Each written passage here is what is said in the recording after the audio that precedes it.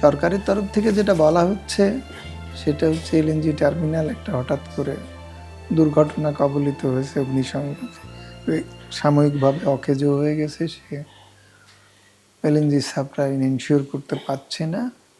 তো 500 CFD gas সরবরাহ আরও বেশি হতে পারত, কিন্তু অতীতের ইতিহাস বলে যে 1000 সিএফডি গ্যাস সরবরাহ করার ক্ষমতা আমাদের থাকা সত্ত্বেও আমরা অতীতে মানুষের কাছ থেকে টেরি পেয়ে গ্যাসের মূল্যহার এলএনজি 1000 সিএফডি সাপ্লাই দেওয়া হবে ধরে মূল্যহার নির্ধারণ করেছি, কিন্তু এলএনজি সাপ্লাই দিতে পারিনি, দেয়নি।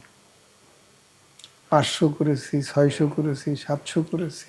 তো সুতরাং এই ক্যাপাসিটি সবটা থাকলেই আমরা এলএনজি পেতাম বা পাই এমনটি নয়।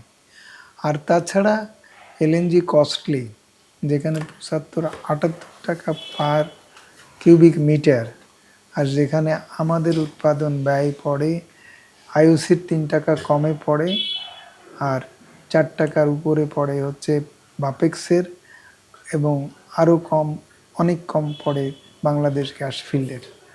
তো এই যে গ্যাসের এলএনজি যে এত দামে এলএনজি চাহিদা মাফিক সরবরাহ করার আর্থিক সক্ষমতা আমাদের নেই, এবং ডলার যোগান দেওয়ার সীমাবদ্ধতা রয়ে গেছে, এবং ডলার সংকটের শিকার আমরা।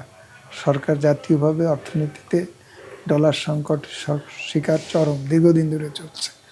তো এই অবস্থায় ডলার সাশ্রয় করা বা জ্বালানি আমদানি ব্যয় সাশ্রয় করে সরকার ডলার সংকট মোকাবেলা করছে, পাশাপাশি ভর্তুকি নিয়ন্ত্রণ করছে। সুতরাং লোডশেডিং বা গ্যাস সংকট অনিবার্য।